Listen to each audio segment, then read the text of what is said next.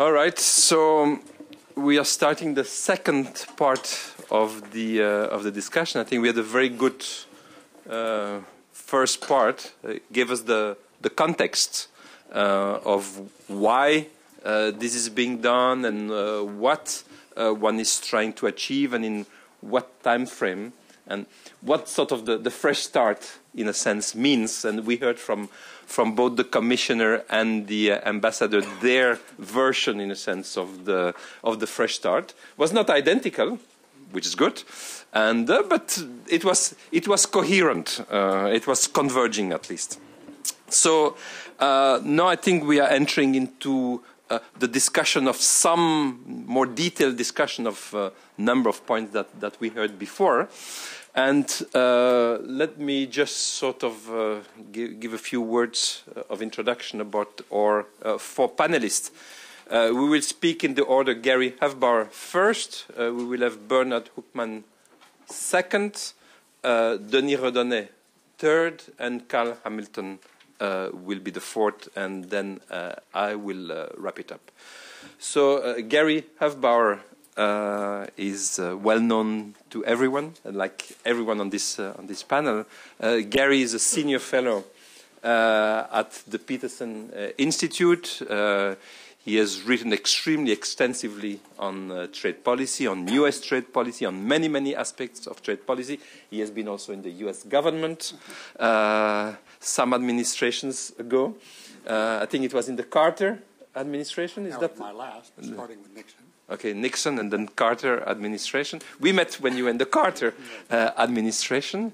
So we are really grateful that he came all the way from Washington to participate in this panel. I think it's very important that we don't only have Europeans, that we have also Americans, and certainly one on the panel. So Gary, we're looking forward to your remarks and how you sense the issues. I think it will also be useful, maybe in the discussion afterwards, what Rod Abbott indicated, which is sort of also my sense. You know, when we go to Washington, what we hear in Washington is TPP all the time, and that seems to be more the obsession. And I think the ambassador gave one explanation. There may be other explanations to that. So I think it will be good also to hear from your viewpoint how you see maybe a bit the difference from Washington's viewpoint between TPP and TTIP, and what is it that the US is really seeking in this. So you'll be first. Second will be Bernard Hoekman, who is a professor at the European Institute University in Florence, was for many years at the World Bank, was a director in charge of trade policy. Prior to that, he had been also with the WTO, or I should say with the GATT. Moved to Washington about at the change of when the WTO was created. He has also written extremely extensively on trade policy, maybe more on multilateral issues, also on some of the developing countries' interests. So I think he will bring also, I suppose, that dimension, not just the bilateral dimension, but also the multilateral dimension. He has also written a great deal about services and about regulatory matters, about sort of deep trade integration. Third on the panel will be Denis Redonnet, who is with the European Commission in DG Trade. He has a great deal of experience. He's one of the brains, certainly, of DG Trade, sort of the think tank, he and his colleagues, certainly, and very, very useful, sort of not negotiating always, but sort of doing really the thinking about those matters. And as we said, this is a sort of a new kind of agreement, needs a lot of thinking, and Denis has a lot of experience in DG Trade, had been also with Pierre de Freyne in the cabinet of a former Commissioner Pascal Lamy. And the fourth on the panel will be Carl Hamilton, comes from Sweden, who's just been appointed as special advisor to Commissioner Malmström. Congratulations, Carl. Carl Hamilton is also a lot of trade background, actually. He has done a lot of very important work on trade policy. Then became a member of parliament in Sweden. Was then a deputy finance minister. Then again a member of parliament, chair of the I think European Committee in Parliament, and now is back in sort of academia and thinking and sort of freer in a sense in his views. So a great panel.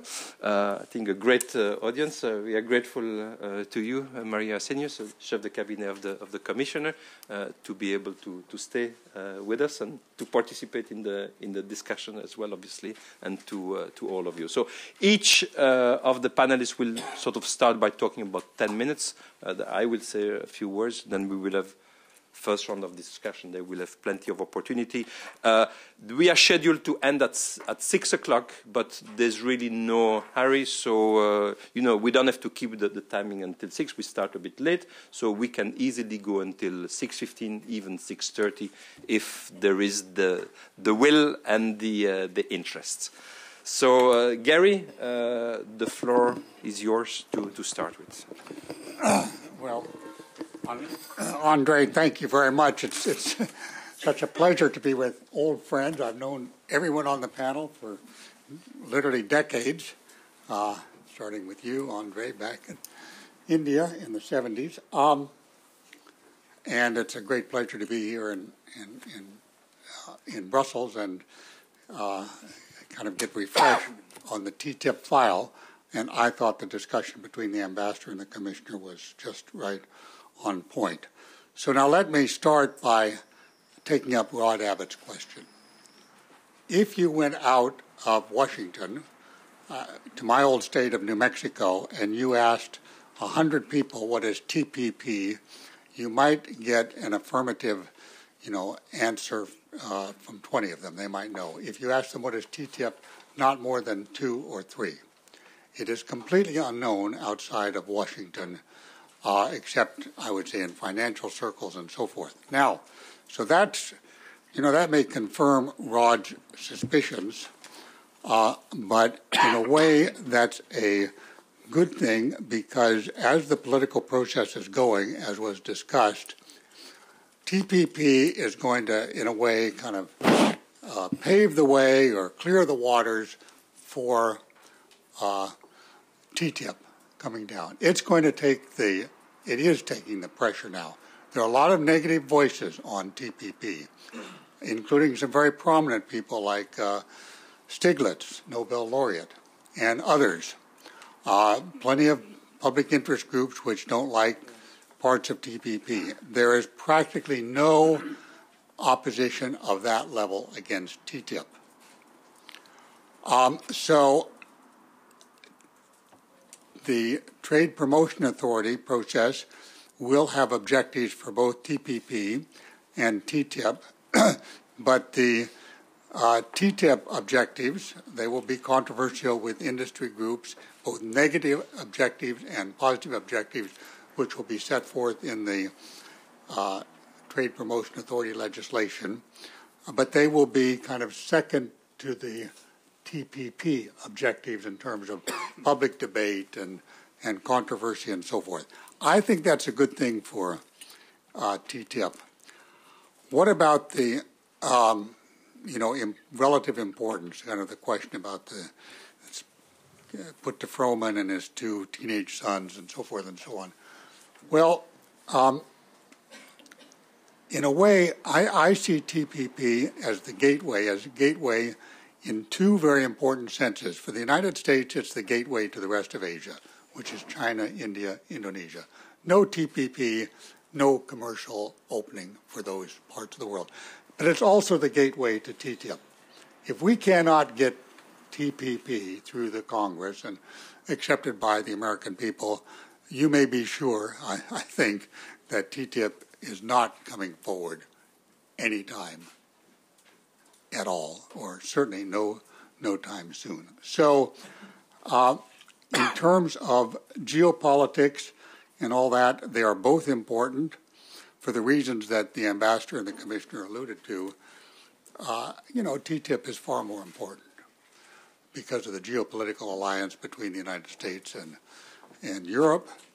It's also going to be, for all the reasons that were said, path-breaking on subject matter, way beyond TPP. You can pretty well tell what's in TPP, except for a few chapters, by looking at previous free trade agreements between the countries, between the U.S. and the various countries. You cannot do that for TTIP. TTIP is going to cover many new subjects that have not been included, certainly not in the WTO, but certainly not in prior trade agreements. So it will be path-breaking, even if it's not, the biggest, most ambitious agreement ever. But that, so TPP, I would say, is the foundation point, at least from a U.S. standpoint, but then TTIP is going to go much higher. So let me now touch on a few, you could maybe say technical issues, but maybe the first issue is not so technical. I think for TTIP to live up to the ambition which is claimed for it, both geopolitically and economically, it has to be a continuing negotiation. It's not a one-off. And the way, if I were to fault, which is not for me to fault either the commissioner or the ambassador, but they were in this, what I would call the one-off language. We will come to a conclusion. We will ratify it. Now, we've had a lot of one-off agreements, free trade agreements, and Europe has had its own free trade agreements. I won't speak to the European experience. The U.S. experience is that if you do it that way, you never, go on to the new issues. It gets frozen in time. NAFTA is the case in point. There was a promise, and there have been several attempts to have meetings to update NAFTA. It just doesn't happen. They get crystallized, and certainly all the other free trade agreements, going back to the Israel agreement or the more recent agreement, as with Colombia and so forth, the updating is very just, the interests get vested, the bureaucracies move on to other issues and so forth. If TTIP is going to live up to its promise, it has to have meaningful ways to continue the dialogue, especially given the ambition, over a long period of time. I mean, a decade, but you need things right now. So then I come to this TTIP light comment, which was made over there. Of course, if you say that if you do anything now, it's TTIP light, well, you might as well say it's like Ross Perot said, it's going to suck 5 million jobs or whatever. I mean, that's a soundbite which is meant to kill TTIP. But what about TTIP beginning or launching? André, you can cook up the whatever, and do some things now, because what is needed now, and when I say now, I mean during the Obama administration, which has going to use a lot of energy for TPP, will have a little energy left in 2015 and 2016 for TTIP, do things that create enthusiasm in communities for going forward. And foremost, let's face it, who supports all of this economically? There's the geopolitical angle, and that's got important support. But the economic angle, it is big corporations. I can sit here and say that because I'm not a government official. But it's the amount of trade and investment between the U.S. and Europe, which is huge, $1 trillion, it's 2,000 corporations, and they're all big. And then there are a lot of small corporations. I'm going to come to them in a moment.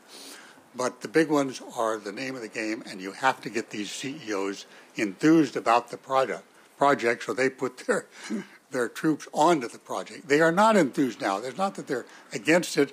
They just think it's off in the Netherlands. So let us come now to very specific things that could be done to get them enthused. On the regulatory area, which you spoke of, André, in your very good wrap-up, you have to do something in the regulatory area which makes the auto companies, which are the same companies on both sides of the Atlantic, enthusiastic. We need some deliverables on these safety regs. What we need to do to get more people enthusiastic is to make it possible to put your American car in the Baltimore port and ship it to Europe and drive it without $1,000, $2,000 of modifications, and vice versa. That should be possible. That should be a real objective. On the drug side, working on it, great. Let's do something which, certification of pharmaceutical plants, acceptance of phase 1 data, maybe even phase 2 data on pharmaceuticals. These are real things which would energize companies in those areas. What about more broadly in the regulatory area, which is critical? But it's a long process. The regulatory area is at least a decade long. And I learned this morning in a conversation I had over at the mission that the FAA, the Federal Aviation Administration, and its European counterparts have worked together for a long time on safety. And they exchange personnel. Well, you have to do that right across the regulatory agencies. And when I say exchange personnel, you have to make it very attractive for a European senior person at good pay to come to the U.S. and spend a couple of years with the regulatory counterpart, and likewise for the U.S., and to build up this trust.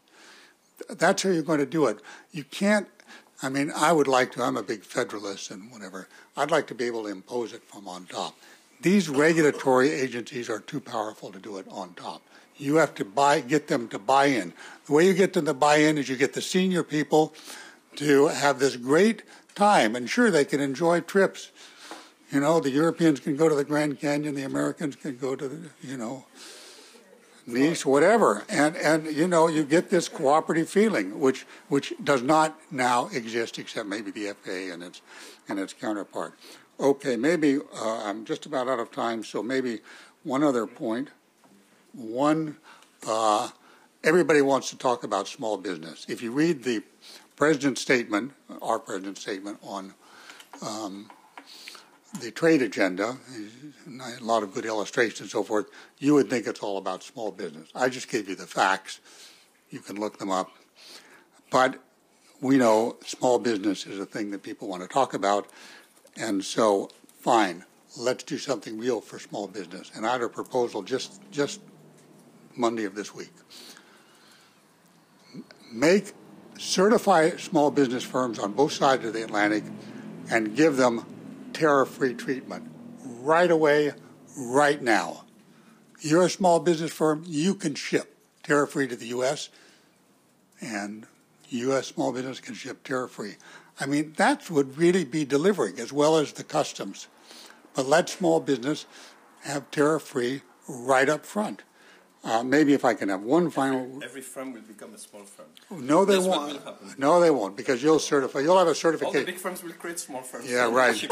Well, fine. That's a good way, a good entry way to free trade. So that isn't a bad idea. But okay, then finally on the energy, the U.S. should have declared yesterday that for all intents and purposes we have free trade with Europe and energy ought to be free. The LNG process, it ought to be opened up. It's ridiculous. And the oil as well. It's in our interest. It's in your interest. So those are, things. But doing them now would not prevent, going ahead with all sorts of other files as we go forward. Thanks very much. Great. Thank you, Gary. I think it was a great introduction. I think you addressed lots of very nice points, and I'm sure there'll be lots of fruits for discussion and thoughts afterwards. Bernard, you're next. Okay, thanks. I want to go back to kind of the big picture, some of the things that André talked about at the beginning, but from a slightly different, I think, angle. So three dimensions, I think, that are important in the context of TTIP and more generally trade policy cooperation. So one is the European economy is in a bit of a dump, right? So things are not exactly going the way they should be going. We have a very high debt situation. We are in a very high tax environment. There isn't a whole lot of fiscal space to do things. As we know, everything is being driven by monetary policy. We have huge unemployment rates. The ambassador from the U.S. was talking about what has been happening in the United States in terms of employment. Unfortunately, we cannot say anything even remotely in terms of the trends happening here in Europe. Very high youth unemployment. So that's kind of one part of the context I think that's important to keep in mind when we're thinking about how people are responding to TTIP. The second dimension André mentioned, which is, the EU and the US are still the biggest kind of trading entities on the block, but we also have China, we have Asia. There's a lot of dynamism in the emerging economies. That's where the growth is, and when Gary's talking about these CEOs that you need to line up, the CEOs are much more interested in getting into these emerging economies than they are into getting, on the margin, a little more access into the EU or in the US on both sides. So I think that is also kind of a factor to bear in mind. So that's the second element. And then I think the third element is there's a lack of trust. There really is a trust deficit, I think, that has emerged, partly because of the financial crisis. A lot of things get mixed up with the Eurozone. Of course, TTIP has nothing to do with the Eurozone per se. We're really talking about common commercial policy. We're talking about investment. We're talking about other things. But there is this dimension of a lot of people really not trusting what the people in Brussels are claiming to be doing for them in general. So I think this is, again, a third factor which is important in terms of the politics, and I think the politics, of course, matter enormously in terms of getting things through. So I think if you think about the economy and you think about Asia as two elements, so you say, okay, TTIP is actually potentially part of the solution to these issues, right? The ambassador spoke about this, no debt stimulus approach, which will obviously be important for the economy. And at the same time, with respect to Asia, China, India in particular, in terms of writing the rules of the game for the 21st century, there is a big potential here in terms of saying, okay, here's how we can actually show how we, the US and the EU together, can actually deal with these regulatory types of issues, which increasingly are the source of market segmentation, and that really is where the gains from further integration are going to come from. But those two positive elements then hit this negative one, which is, you can put it in different you can use different words, but they really hit this trust deficit. And I think part of that has been reflected in what I find the astonishing number of straw men that have been kind of put in place as to say, this is what TTIP is going to do, which often addresses issues that has nothing to do with TTIP. And I think the commissioner had this nice example about landing. What will happen to air landing situation in a particular town. So I think the key kind of necessary condition then really becomes how do you disentangle these more general fears and these more general pressures which really have to do with the economic situation we're in, with the fact that we're in this globalized environment where the Asian countries are growing much, much faster than we are, and that's where the dynamism in, with all the associated fears that come with that in terms of what does that imply for our welfare state, what does that imply for, and I think partly that's reflected in this concern that people have or claim to have with respect to, is TTIP going to undermine our ability to regulate, right? So I think that a lot of these things get conflated, and I think it's very important to separate them out. I think the Commission and the Commissioner have done a very good job, actually, of trying to do that, but, it's obviously been an uphill struggle, and I think there's still quite a bit to be done there. So that's one, kind of disentangling those fears. I think the other side of the equation is if we're really serious about the argument that, TTIP is, what is it, the debt-free stimulus notion, then we have to show that that actually is going to be the case, right? And I think there is, again, there's a huge amount of debate among the economists that I know who are arguing about whether or not and what is likely to happen. And I think it just in the man on the street or the woman on the street, I think, again, has a sense this is all kind of smoke, hot air. Who knows what is going to happen? The downside is going to be a lot bigger than the upside. And I think people are much more concerned about the potential downside than they see the potential upsides.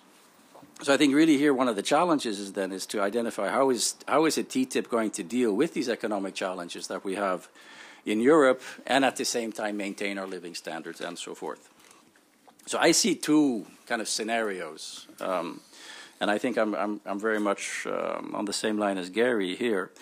So one option is, again, I don't like the TTIP light notion either, but I think if you unpack what is in TTIP that really matters, I think it is the effort that has been made, the investment that has been made, and the ideas and the thinking that has been put on kind of how do you deal with these regulatory types of differences that we have across very similar countries in terms of objectives, right? And if we can't do it between the US and the EU, we're never going to do it with India, China, and so forth. So I think that's really where the innovation is.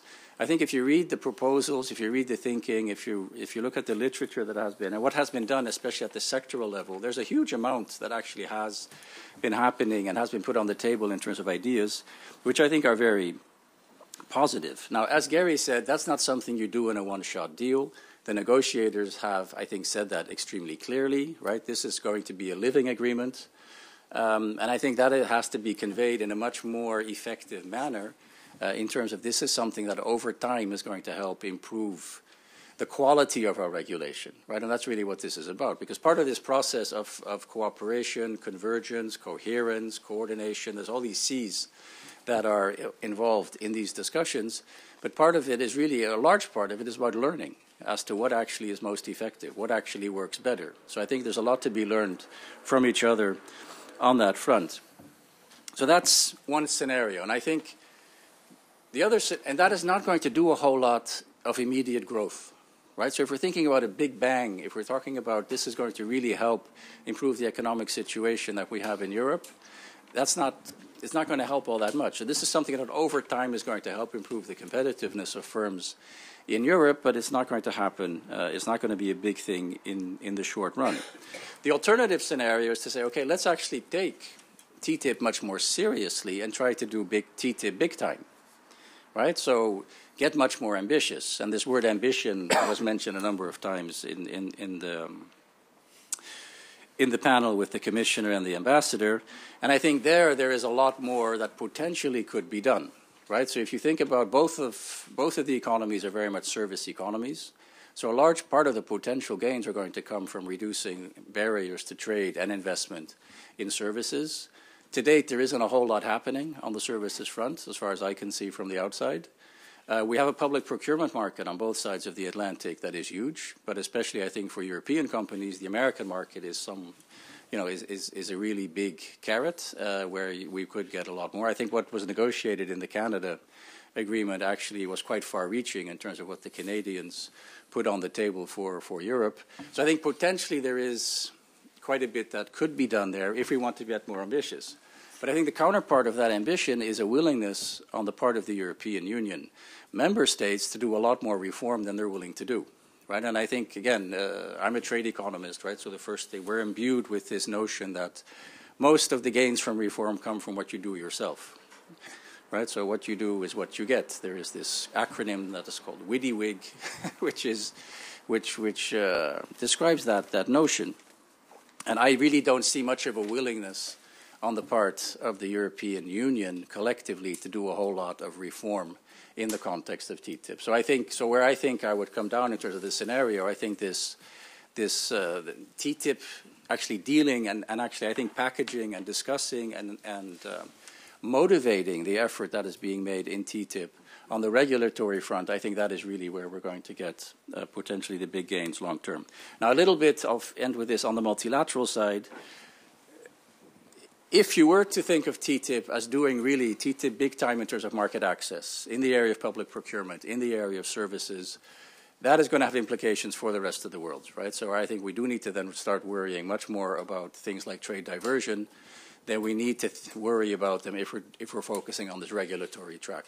Because I think a lot of the regulatory regimes are in principle amenable to extending those to other countries. Right? And I think, again, one of the advantages of what is being done or what could be done in the TTIP on all these areas of regulatory coherence and cooperation is I think these are things that over time could be translated and moved to Geneva. Right? So I think there is a real opportunity here to then use what is being done in the TTIP, the lessons that are being learned in TTIP, again, assuming we have a TTIP, is these are things that could also be done in Geneva. And I think that is something where the rest of the world would then actually, I think the credibility of the argument that we're actually collectively trying to deal with very complicated problems on the regulatory front as an example of something that can be done multilaterally, that would obviously become a lot more compelling. So I think let me stop with that one. Thank you, Bernard, and thank you also for sort of building partly on what Gary said, but bringing a number of new points and your two scenarios. I think that will certainly be an issue I mean, both of you sort of talking about sort of the gradualist approach, sort of the not one-off, but sort of the living agreement.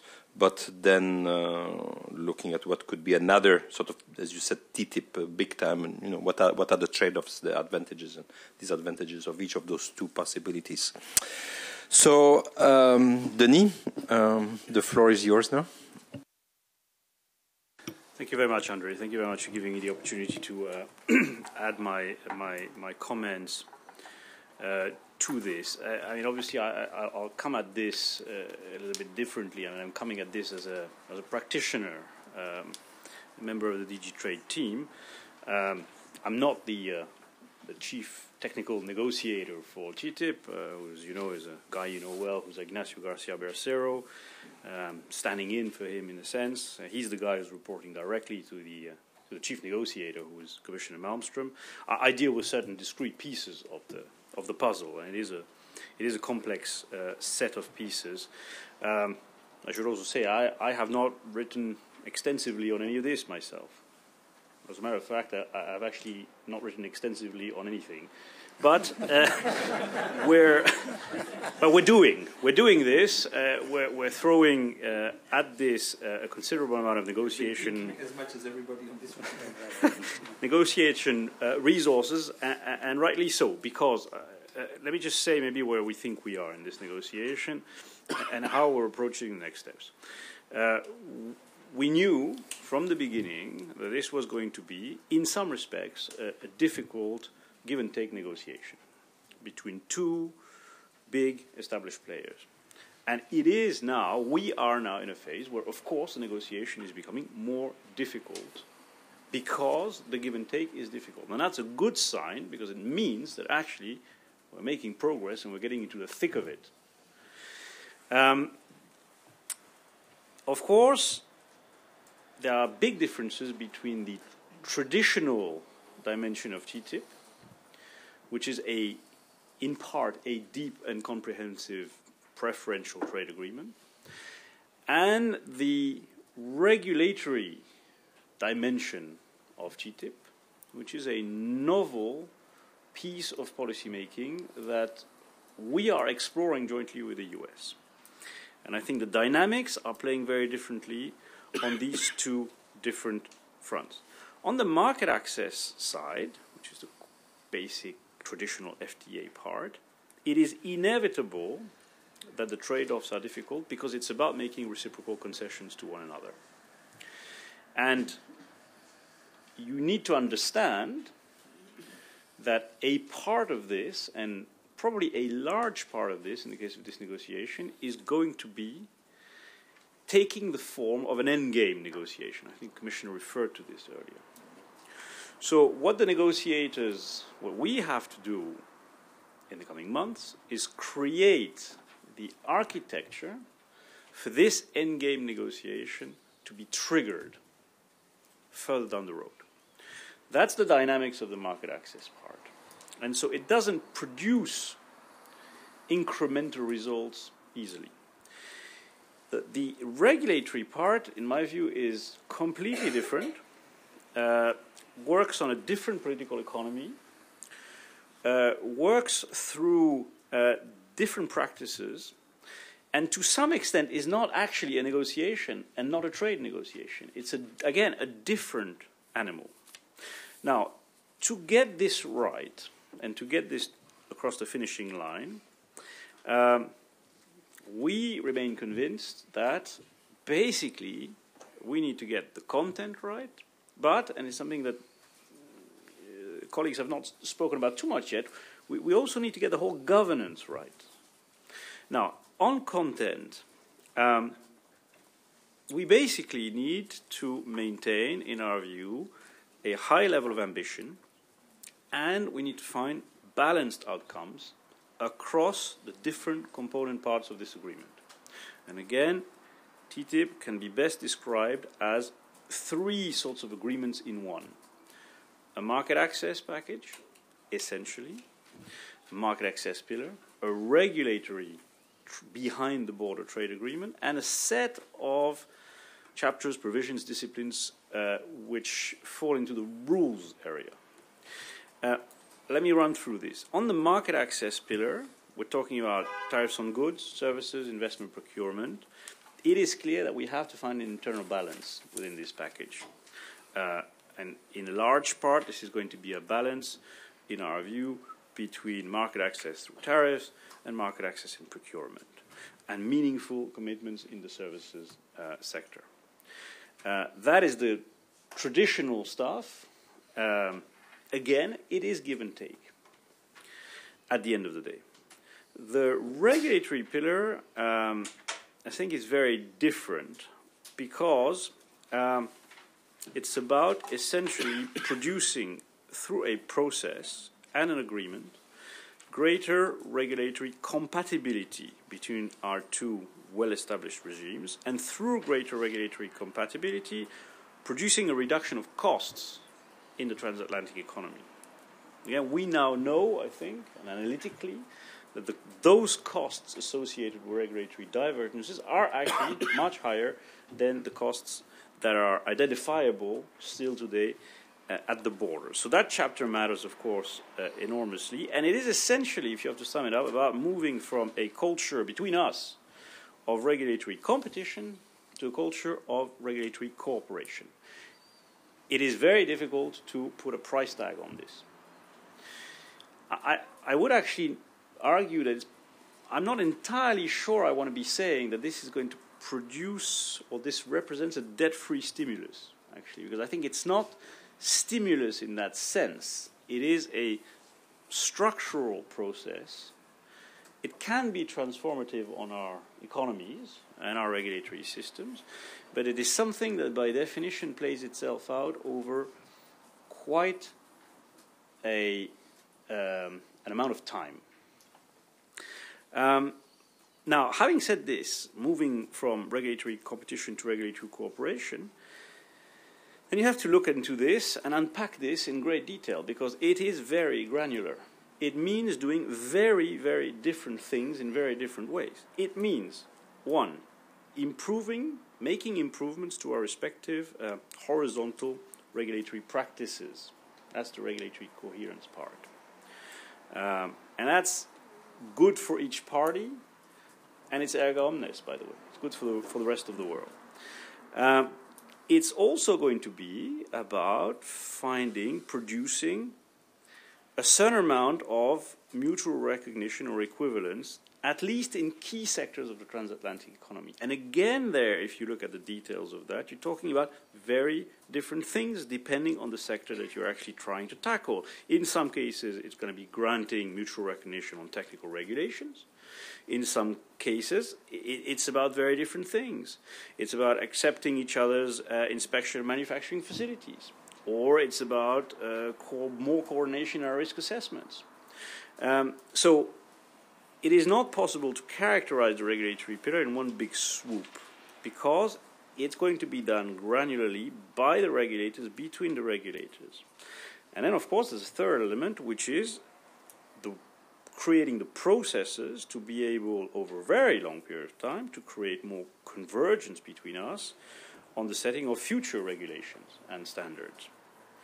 So what we need in the regulatory pillar to be successful is we need to combine a quantum of cost reductions at entry into force of the agreement with setting up the processes and institutional structures to be able to produce results in terms of regulatory compatibility over a much longer period of time than the one that is prescribed by the negotiation of an agreement.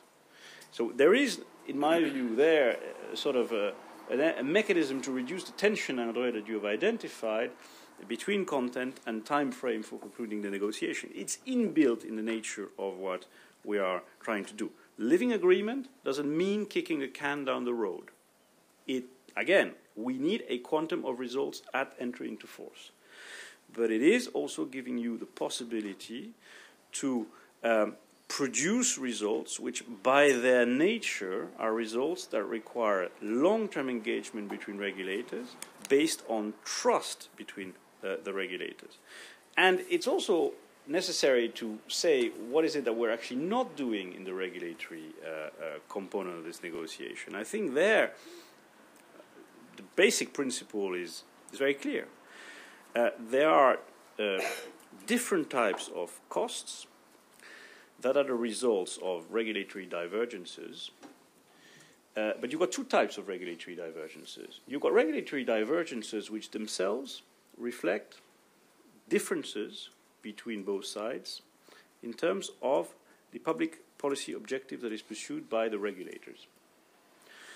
And you've got regulatory divergences which are not the product of this, because the regulators actually are trying to regulate in the public interest in the same way. But they flow from unnecessary, unintended divergences in the way historically regulators have regulated. Now, that is in reality the zone of work for mutual recognition or equivalence, and it is the only possible zone of work. Let me just finish maybe by two things. There is one pillar of the negotiation which is less talked about but can produce interesting results, especially in terms of what this agreement brings to the international trading system as a whole. The rules component of TTIP is basically a laboratory in which the EU and the US can start crafting, working on WTO plus, WTO beyond disciplines that, of course, we're not going to export to other countries. Disciplines on SOEs, disciplines on exports, sustainable development chapter, but that we're going to, at some point, bring in as a contribution to a future rulemaking agenda, notably in the WTO. So we're modest about this. I mean, we're not saying that TTIP is a WTO 2.0, but we're saying that TTIP can be an interesting contribution to a WTO system that needs to continue to produce rules. We have to do all this by getting the governance right. This is why Commissioner Malmström, when she came into office, took a very, very big initiative in the area of transparency. I think this is something that is underestimated still.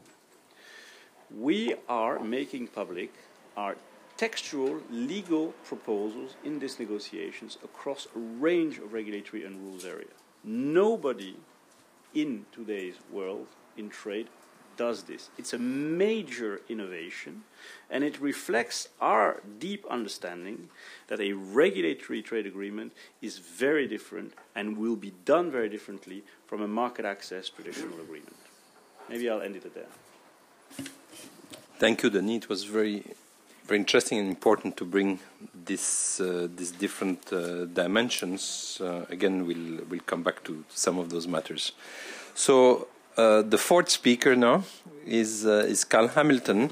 It's good to have Carl on this panel, who has not been dealing with trade matters immediately in his recent past. But I think what is very important is that, indeed, as everyone said here, this is not a usual trade agreement. This is behind the border. And in a sense, because it is behind the border, that's why there is so much interest on the non-trade community. And it's great to have somebody like you, who has the trade background, is a trade policy person by background, but then who enlarged his horizon with lots of other matters, and sort of can bridge the gap, in a sense, between the traditional and this kind of trade agreement that is being discussed here. Carl? After that very kind introduction, I can't wait to hear myself talk. but perhaps I should start by saying that I'm an advisor to Cecilia Malmström, but I'm not her spokesperson. So if I say stupid things here, don't think that she necessarily shares my views. I think I have three and a half points. The first one is about the importance of strong and transparent market economy institutions. It's a kind of Douglas North type of argument that if you're going to have a successful economic development, as we have had in the West, that is a crucial condition for that, precondition for that, is good institutions. And this is important because, well, if we start with tariff negotiations, well, we reduce tariff negotiations and then we go away from the negotiating table and we can go home and everything sort itself out more or less. But, as has been pointed out here, with this negotiation, the argument, the agreement must be living. That is, because there are technical changes all the time, continuously. There are changes in preferences among consumers and producers perhaps also. So, and these changes must be, so to say, reflected in new regulations. It doesn't necessarily mean that you resolve conflicts, but you have to sit down and agree on new forms or new formulations. Now we come to my crucial point here is this. How are you going to formulate in that agreement the good institutions? That is crucial. And that is why North America and Europe has a common interest. I think it is very important when you sit down and think about these institutions. Who's going to take the initiative? How are you going to, for a change? How is that initiative going to be handled? Who is going to say no to it? And who is, well, there are a lot of issues there. Those interested in game theory can have a field day here. But there is I think it is very important, since both Western Europe and North America have well-functioning, strong market economy institutions, competition policy, independent judiciary, uncorrupt politics, roughly, at least, and open competition, market prices, transparent decision-making processes, and so on. And if we don't formulate these institutions, others will be doing that, as we have heard here. Others are countries which are not strong believers necessarily in the market economy and market economy institutions.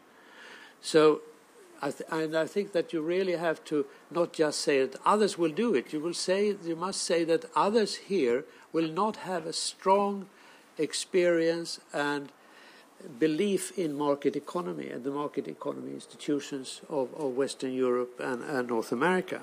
And that is a crucial point in the future growth of the world trade system. Who is going to set the rules? And of course, many of us think of China as one country which otherwise would have a much stronger influence, but there are also other countries. It's not just to conclude an agreement, but also to think about the institutions, how we continue and having this, as Bernard said, a living agreement, which means that, and it must, if it's going to be relevant, it must be living, and then you have to think about these institutions for change. My second point is, don't we have lessons from the EU internal market process? As I think several people here said, that we do these calculations, the CPR and the IFO Institute in Munich, what are the benefits of TTIP? And we come up with numbers, and the man and the woman in the street, they think it's just hot air and they don't believe very much in it. And all the economists say, well, don't believe too much in it because it's an underestimate. And so why should we then, I think we have to approach this problem in a different way, and that is to draw on our own experience of the internal market. I don't know if it was Cecilia or the ambassador who said that. We have done it before in Europe. We have done it before, and no one was killed, or there was no major disasters when markets were opened up and competition enhanced. Trade barriers of all sorts were reduced. You remember the Cicchini report, perhaps? Very low numbers, share of GNP. But what one would like to have now is an ex post evaluation. I looked up a paper by an old trade economist, not old, but I mean experienced, and he said that the single market program, this is Alan Winters at Sussex University, he wrote that single market program was an imaginative way of stimulating economic activity in Europe, and it is widely accepted that the deeper intra-European integration fostered by the single market was a major contributor to European prosperity between 1992 and 2007. That is what you are asking for. It is a much more effective way of discussing the benefits of the TTIP if you can refer to experience. The man and the woman in the street, they don't trust economists doing very elaborate calculations with empirical general equilibrium models. But if you come and say, well, we had this all before, it went through. And of course that also captures this effect that if you open up to trade, you force through many structural changes which otherwise would not be there. Productivity increases, improvement of the educational system, which you have had, for example. My third point, am I on time? Is the motor vehicles industry. Looking at this issue, the TTIP, it is of course kidnapped now by this dispute settlement discussion in Germany, Austria, many countries.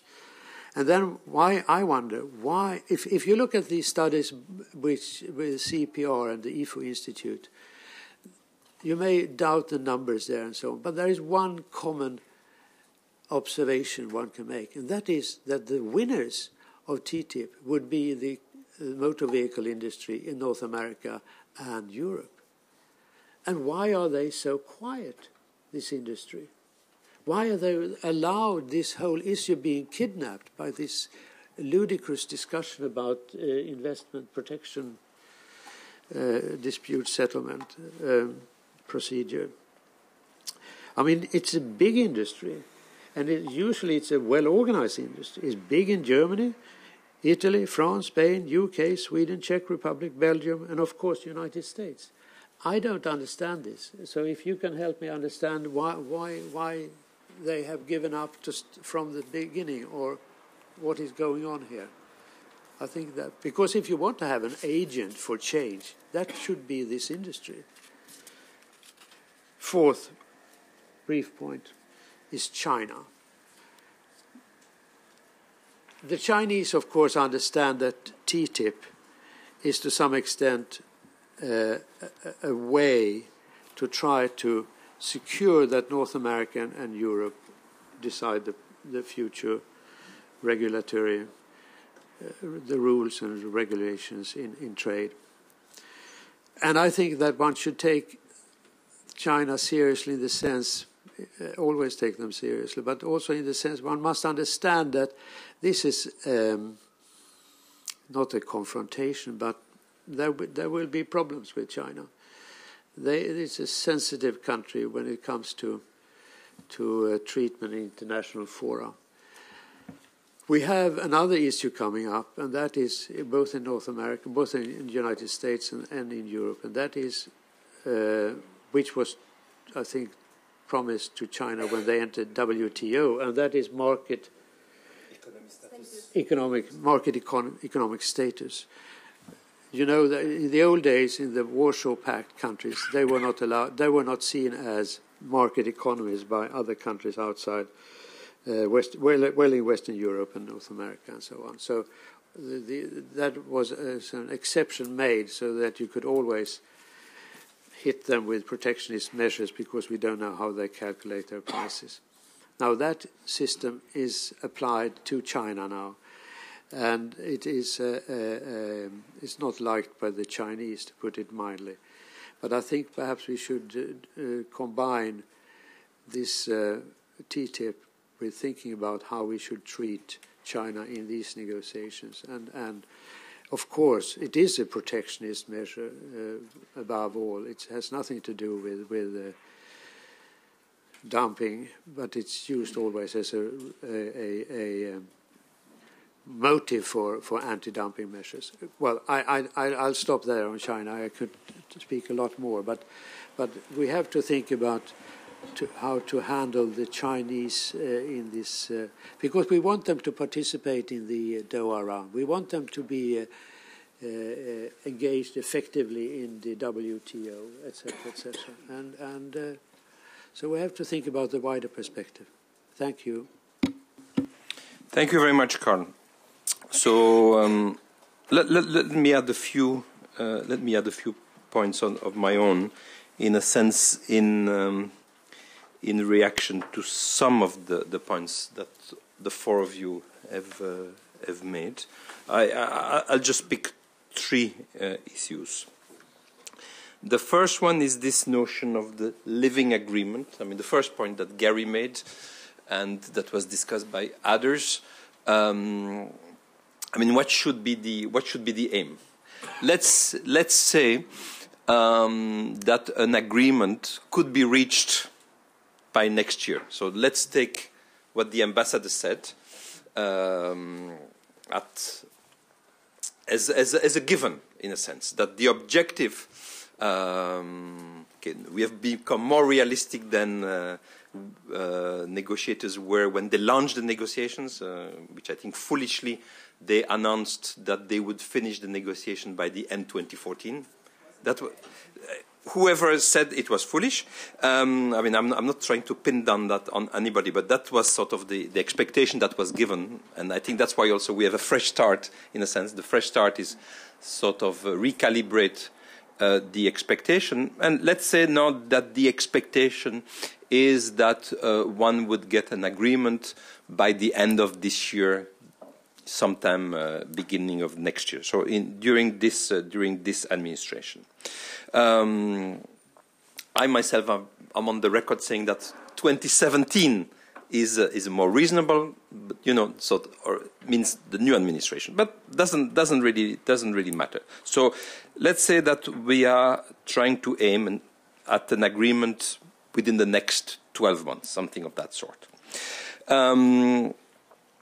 And then the issue becomes what can you aim at and what should you aim at between the very ambitious and sort of the living agreement, sort of that can evolve over a decade or more, not to have the syndrome that Gary indicated with NAFTA, which has been frozen in the past, in a sense. It was an agreement, it was a great achievement, it was very hard to get through Congress, and we remember also there was an election and before and after. I mean, we remember all of this from 20 years ago, but now, you know, let's not repeat this kind of thing and have something, you know, indeed, if it's a 21st century agreement, let's agree that the 21st century has lots of change and live with that.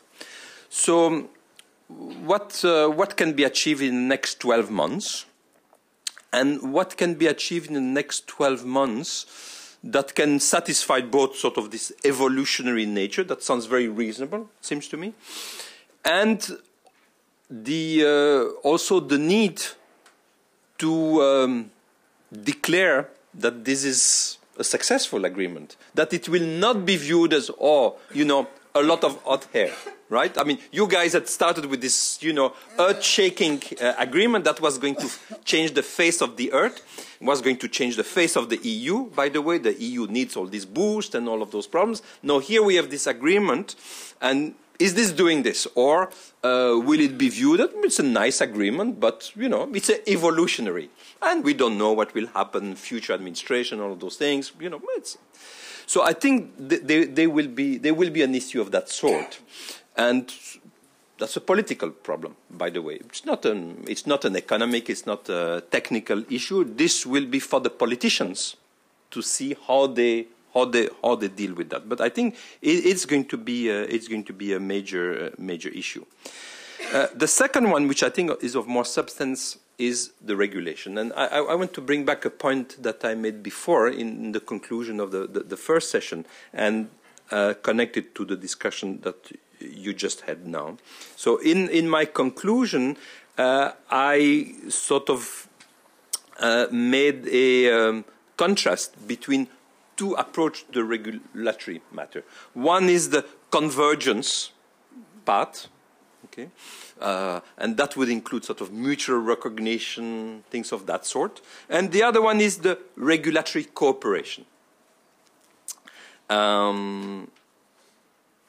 Now, I think those are two very different approaches.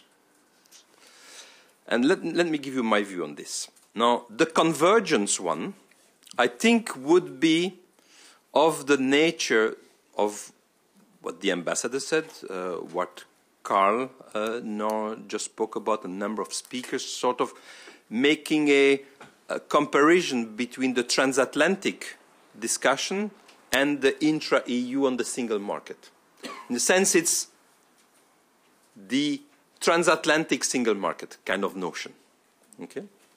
That's in the sense, once you bring the single market, and you know, we have done this for the single market in Europe, why don't we do the single market across the Atlantic and look at the benefits that we have had from the European single market, and why should we not avail ourselves of the same thing? Now, it seems to me that this is not a straightforward approach, not from the viewpoint of the economic benefits. I mean, I'm a great believer in the European single market, so I certainly would not want to say that a transatlantic single market, from, again, an economic viewpoint, is not a good idea. I think it's a great idea, by the way. So I don't think this is the matter. What I want to put on the table as a question is whether this is something even remotely feasible as a notion. And I think the reason why I want to do that and pose the question is that it seems to me that in order to create a transatlantic single market, one would need to create, and that sort of goes to a point that Denis started to raise but did not complete, it seems to me. There's a question of governance. There's a question of governance. I mean, in Europe we have a single market, but we have political institutions. Now, you can say European political institutions are very insufficient, and you know, citizens are very unhappy with them. But nonetheless, we have a European Parliament, right? There is a political legitimacy someplace. We have created the governance and the institutions that can say they represent, citizens are represented in this internal market process. Now, are we? And is somebody talking about creating a transatlantic parliament that could, in a similar? The answer we know is the answer we know is no. So if the answer is no, and very forcefully no, and I think it stands to reason that it's no. I mean, I was posing in a sense a question of which the answer was obvious. So then can one also do the single market? So can one do the comparison between the internal single market and this transatlantic without having this element? So I think that poses a real issue, it seems to me, about what we are trying to achieve in the regulatory matter. And I think it has not yet been fully, again, intellectually. I'm not talking about the negotiation, whether the negotiators, but I think even intellectually, we have not yet managed to grapple with that issue. No. If, on the other hand, it is about regulatory cooperation, no, who can be against cooperation? I mean, cooperation is beautiful. And especially among friends. And the EU and the US are friends. There's no doubt about that. So, and that we share a lot of values and a lot of objectives. I think that, again, I take that as given. No. And that we want to do cooperation as opposed to, let's say, competition. Why not? But then I ask myself the following question. And I want to take an example of an area where we have achieved between the EU and the US. There are other areas, but an area that I know well and where we have achieved a great deal of cooperation, and that cooperation in itself has resulted in some degree of convergence. Not single market can, but you know, we have moved closer. This is the competition area.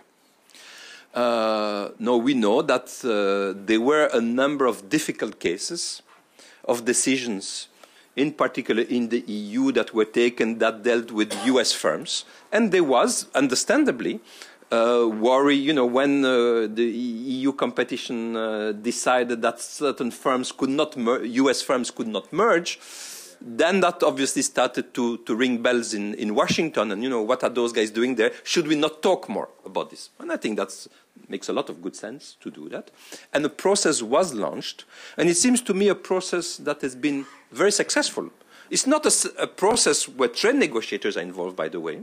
And it's not a process that is front page newspaper, but I think a very effective process between the agencies, between the Department of Justice on the one hand and the Commission, at the level of the DG and the Department of Justice, and at the level of the ministers and the commissioners. It's a very effective one.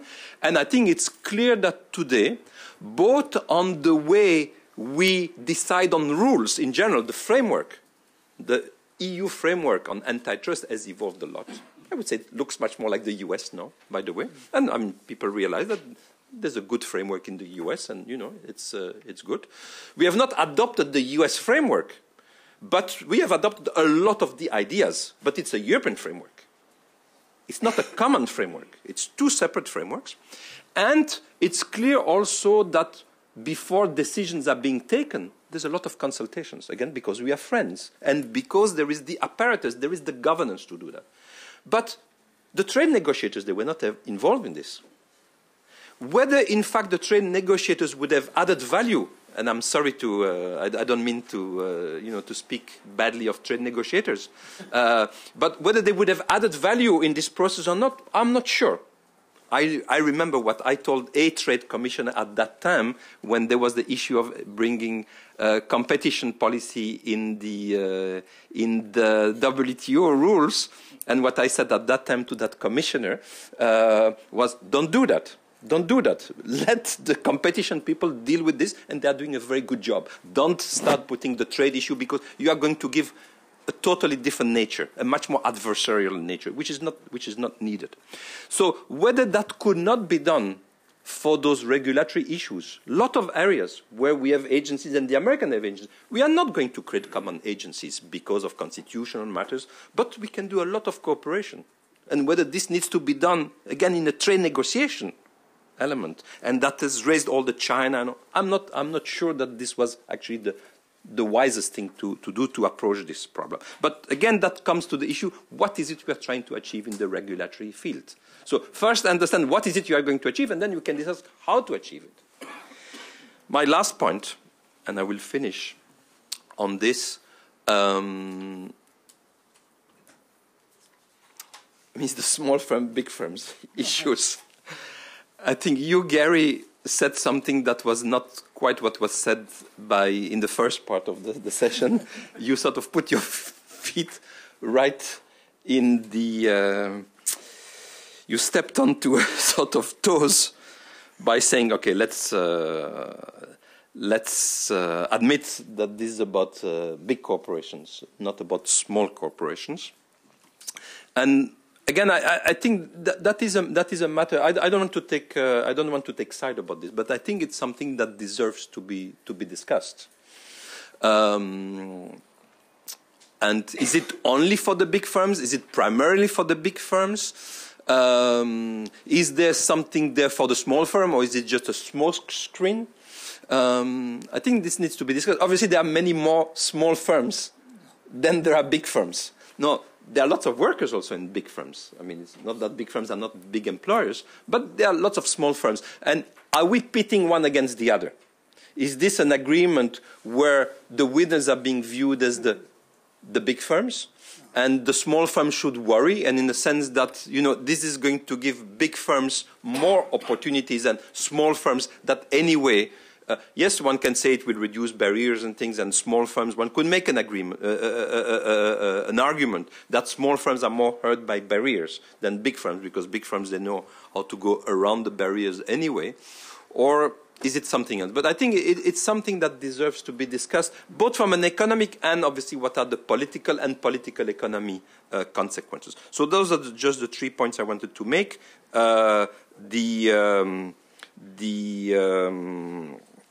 Kind of agreement we are looking at, and in the time frame.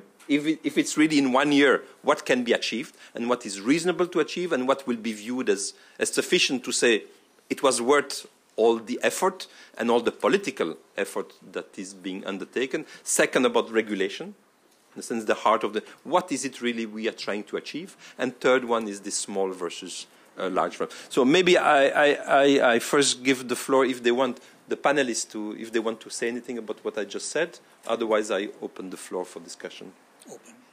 Should I open the floor? Anyone wants to say something? No? Okay.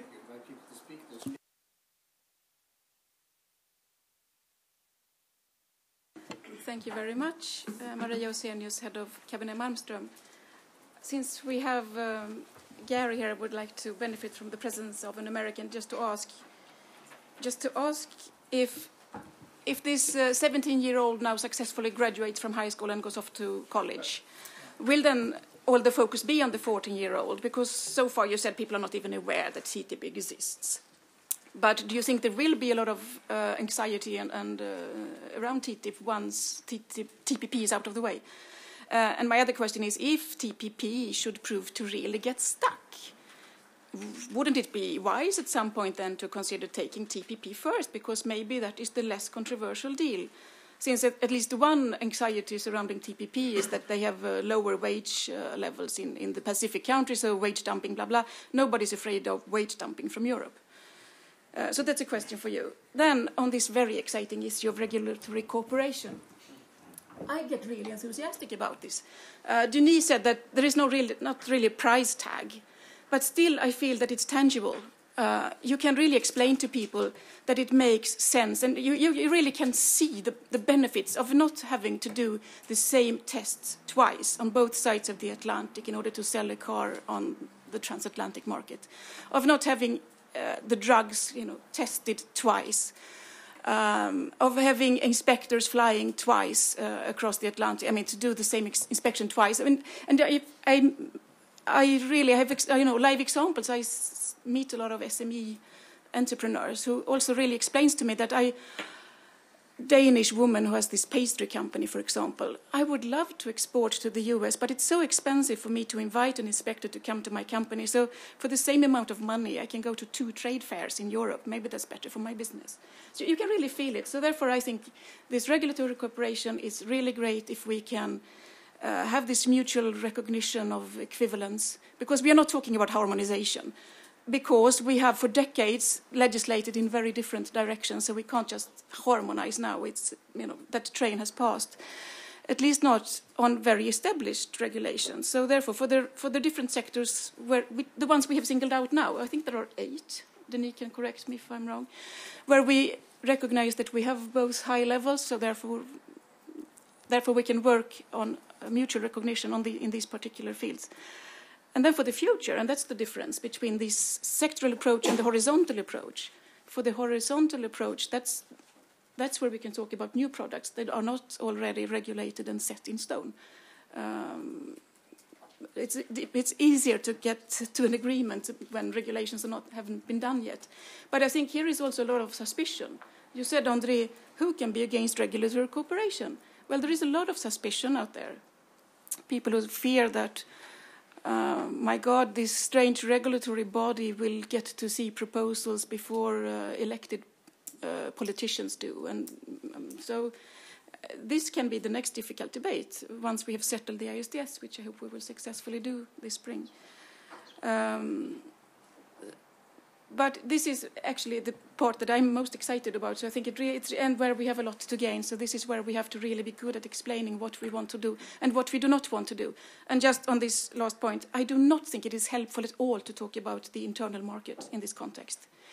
I heard Tony do it, and who is afraid of the internal market? It's a great success. Why not talk about this is just an extension of the internal market? Yeah, because it isn't.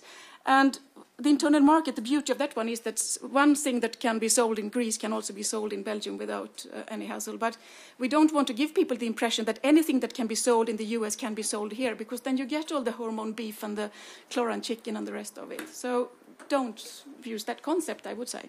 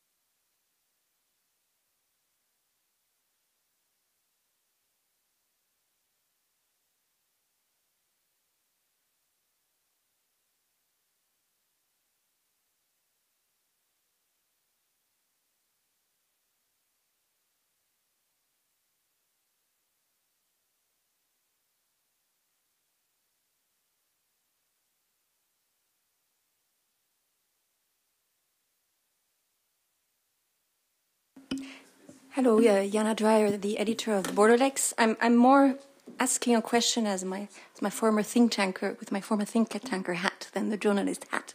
One thing that strikes me in TTIP is, and that there's a word that did not appear the whole afternoon, is supply chain.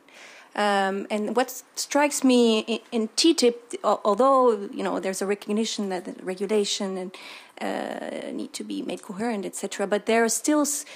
When you think of the reality of business now, which is supply chain, there's still many missing blocks there in the way TTIP is structured. For example, I have heard nobody officially talk about mobility people. And I hear businesses, the U.S. mission, Transatlantic Business Council, they have always proposals. We need to extend visas. We need to facilitate, have people moving for a year just to have a program. And I have the feeling that this kind of strategic thinking there is not yet there. And, so I was wondering what can we do to improve that while still keeping TTIP realistic somehow. And the other question is, I really liked your remarks, André, Sapir, on whether, should we have trade negotiators involved in many of the regulatory talks. I have the feeling that the way trade agreements are going, TTIP, but also TISA, we would need to move to something very different than the silo way of functioning of the Commission, and have maybe the trade strategy not being a unit within DG Trade, but having it on top, and have some, and have the strategic trade negotiation part being a much more higher level within the executive, which is able to put the different strands of regulation and together, but also drive politically the process a bit better. That's something I would like to hear, maybe some comments on this.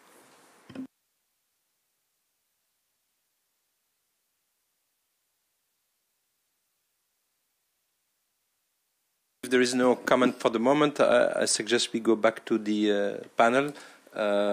Let's go back in this reverse order. Yeah, Carl. Just this. Let me start at 2 points. The first one is about the internal market. My point was that if you want to explain to the general public the benefits or what they would forego if we don't have an agreement, I think it's easier to give a historical experience as a motive, as a argument, rather than saying it's 0.7% of GNP, but it takes 10 years to mature. But if that opens up all Mia Osenius' worries, of course, that would be... but I don't think it need to do. I think you're a bit alarmistic. But I think it is important. I mean, if you're going to sell this, you have to think about how you package it, and I think an experience is more convincing than a percentage point. Why is the general public debate different, somebody said? Well, this reminds me very much about how referendums in Europe tend to develop, that those who are against, they find the weak spot. They are against because they're always against international agreements and cooperation, etc., etc. Not at least these times when there are these national strong feelings. And they find what they think is a weak point, and that is this dispute settlement process, complicated issue, which can be portrayed as a major threat. And that is exactly what happens in referenda, that the debate lifts and takes and goes away from the actual facts very easily. So.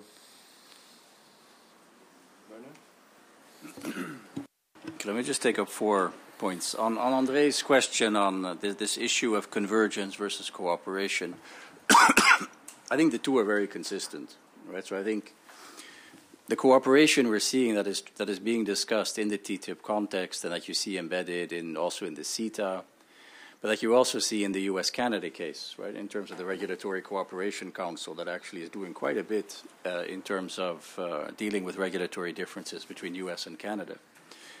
ultimately that leads towards greater convergence, because this whole notion of regulatory equivalence is even if you don't harmonize, you still accept each other. So I think these two things are consistent. On the value of the trade agreement and this issue of negotiation, I think we need to separate negotiation and negotiators. And that was Denis' point with respect. That's what they do on market access. There really isn't much in the way of negotiating on regulation. But I think what you need to move this process forward, where an agreement can help, and whether you want to call it a trade, I guess that's the value of the trade agreement, is you need to change the mandate of the regulators. You need to give them the authority, the legal cover to actually talk to each other, right? And quite frequently, they don't have that now, right? So basically, they have a mandate which is to do X, and X does not include talking to some other regulatory authority or thinking about what are the trade effects of what I'm doing. Right, so Gary can probably speak to this, but my understanding is that one of the things that really drove in the last couple of years the process of regulators talking to each other in North America, between Canada and the US, was an executive order by President Obama that basically said, thou shalt take into account what the trade implications are of what you do. Right, so this is something which really made, then you empower the regulators. You don't just empower the regulators, you're basically, this is Gary's top-down approach, saying, you know, thou shalt actually do this. On big versus small and SMEs, and I would argue that, and I think here the supply chain question also comes in. So I've actually done quite a bit of work on thinking about supply chains and how you design trade policy rules through the lens of supply chains. And one of the things that comes out very clearly from a whole bunch of the case studies that have been done in the literature on this is that you get very different results if you're thinking about large firms as opposed to small firms. Right, but the framework you can still use to identify what are the binding constraints for some of these small firms. I mean, you had that example of the pastry company, but if you don't ask those questions, you're not going to get those answers, right? And I think it is, you know, the case that it's the large firms that have the resources to actually think about what they need and actually engage in the policy discussion. Smaller firms don't. So I think there's a role here for the academic community to play for kind of independent mechanisms to identify what actually would make a difference for SMEs. And I agree with Gary. Gary and I were actually both involved in a project which looked at what would actually make a difference for small and medium-sized enterprises. And this issue of customs duties is something, you know, the de minimis requirement. So how large does your consignment have to be before you actually have to start paying duties? If you can raise that by an order of magnitude, you're not going to lose a whole lot in the way of revenue, but you're really going to facilitate trade quite dramatically. So I think it's those types of examples you need. On the regulatory cooperation council idea, again, I think the U.S. is actually doing this with Canada. So my sense is this is not new to them, right? And I think the one with Canada is actually working quite well. That's the sense I have from talking to people. So I think we have a precedent there. It's already being done by the U.S. And then on the supply chain side, again, I have a paper on this, I have a book on this, so I can give you some references. And it's very much, that is the story. The story is one, we're in a supply chain world, so if we're thinking about negotiating trade agreements, we need to recognize that you shouldn't just be focusing on customs valuation, trade facilitation, SPS, TBT, what have you. You really should be thinking about what makes a difference for these supply chains.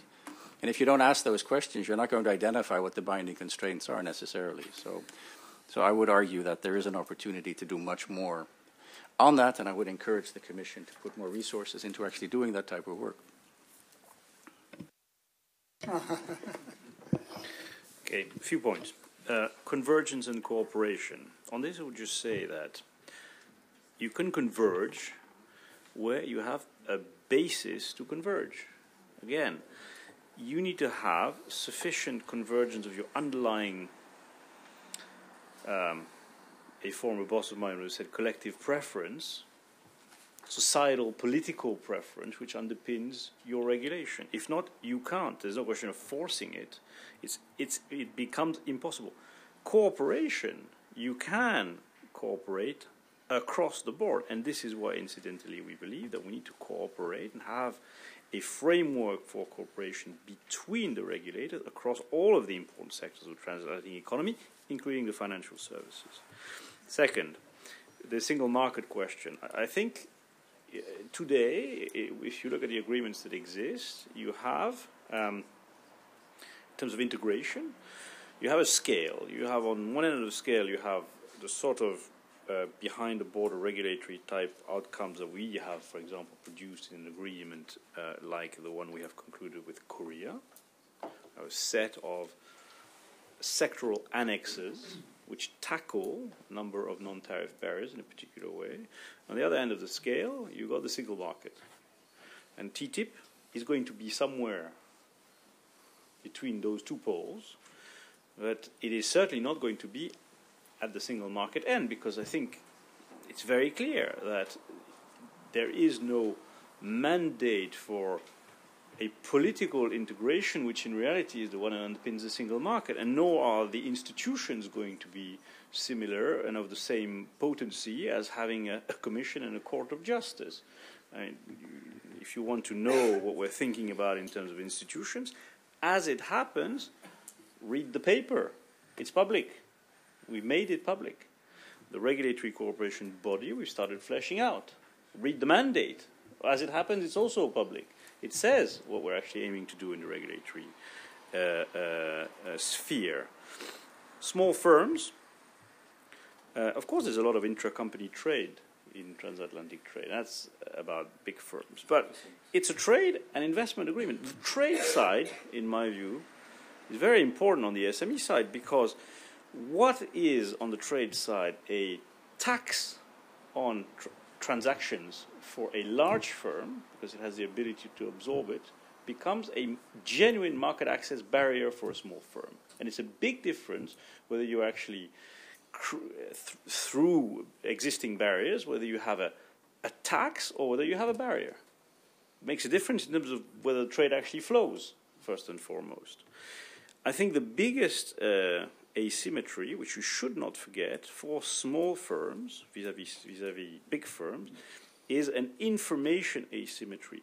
When you have two very mature, complex markets, such as the EU and the US, which of course, therefore, are regulated in a range of ways which can be complex, accessing the information to be able to transact and also to envisage to transact is very costly, and I think to a point which is unabsorbable, certainly at sub-federal level, for smaller firms. So those provisions that we're trying to push matter, and it's not spin, it's a set of provisions in a chapter. Now, they are what they are. It's a transparency chapter, essentially. But those tools, which are very practical, concrete tools, hopefully can unlock some serious benefits. The regulatory side, I think, does have potentially a lot of benefits. And just to echo something that Mia said, not just for the economic operators, but by the way, regulatory cooperation, regulatory compatibility will generate benefits for the regulators themselves, in the sense that it enables them to focus scarce resources on the areas that matter more in terms of international cooperation and coordination than perhaps in duplicating what two, again, sophisticated regulatory systems do in the EU and the US. So there's an element as well of government efficiency in this whole regulatory cooperation question. The wider community, why is the debate different? I just want to make a point on the last point. I don't think it is correct to look at the regulatory matter as purely an efficiency issue. And I'll give you the following. The day there will be a drug, an American drug or a European drug, that will be marketed on the other market, and that the national regulator will not have vetoed it and will kill people, you'll see the uproar going. That's what. Take the what was this French scandal from 2-3 years ago with the drug, and you will see the issue. I mean, I can already tell you, your senator in Kansas will make a huge racket. That, those European regulation is junk and all of those kind of things, and it's killing people in the US. And the one reason why one is duplicating, obviously it's inefficient. From an efficiency viewpoint, that's totally right. But there's a question to whom those regulators answer. They answer to the American people. And that's the issue, and especially in the US, where regulators, agencies, are agencies where Congress plays an important role. I mean, we don't have that tradition in our system. By the way, it's unfortunate. I mean, I think it's nice that regulators in the US have this congressional oversight. But it means it's the American people who's behind the regulator. And therefore it's difficult to simply say, well, for efficiency reason, if the Europeans have done it, it's already good. Yes, you're right, you're saving resources, you're doing all of those things, but you're not addressing the democratic problem, this democratic legitimacy. That's my question. So the two are not the same matter. No, but I completely agree. But look, there cannot be anything in this agreement that actually puts into question something which both sides are fundamentally attached to, which is regulatory sovereignty, because that is indeed a political and a democratic issue. But there's a lot of room there. I mean, it differs as well. You're talking risk assessment, you're talking risk management, there's issues of liability of the state. But again, there is a clear frontier, in my view, between where there is a common public policy interest and where there isn't. And where there is a common public policy interest and a convergence of the mandate, the underlying mandate of the regulators, then you're in a zone where you can start exploring things. Now, does it mean that you go all the way? Does it mean you create automaticity? Certainly not. I mean, it's much more complicated than that, but it's the starting point. Can I just say one thing on the question of the wider community? I'm sorry I've taken a long time, but it's very important to us because we're obviously trying to do our best to address discussions, debates. The commissioner herself, as you mentioned, she mentioned earlier, has been in member states extremely actively, and she's been much more in the field than her predecessors have in 4 months. I can tell you, I was in previous cabinets. I mean, the effort of engagement that is there from the Commission at all levels, including the political level, is higher than it was in the past because the nature of the debate has changed. Because it's a much bigger, much more visible endeavor than anything we've done before. I think there are two issues. One is that it incorporates a cascade of concerns which have in part to do with this agreement, in part to do with other things. Problem of trust in EU institutions, problem of trust, fear of globalization, and it's very difficult to unpack that question. Point number one. Point number two, we don't convince people by having a macro outlook on things, we convince people by having a micro outlook on things, actually being able to show tangible gains and benefits at member state level, at sectoral level. It is difficult to do when you're in the process of a negotiation, but that is the necessary condition for getting the message across. And finally, it's a debate that is not a Brussels debate. It's a debate that is taking place at national level, at member state level, and where the body politic is in reality. Now, of course, it's very difficult for the EU institutions on their own to impact on 28, in the case of the European Union, national debates. Therefore, national governments, of course, of the EU have a major role to play. Are we strategic enough? There's one thing that I think we're committed to doing. I'll find one way of answering in one sentence. We are conscious, I think, on the negotiation side, that we have got to be capable of moving away from our respective templates. That's the condition for succeeding in an innovative agreement such as this one. No stalemate of template. I've done it this way, you've done it this way, my way, or the highway. That's not the way in which we're going to conduct this agreement. Beyond that, it sounded like you wanted to restructure Digitrade and my unit, so that's way above my ability to comment.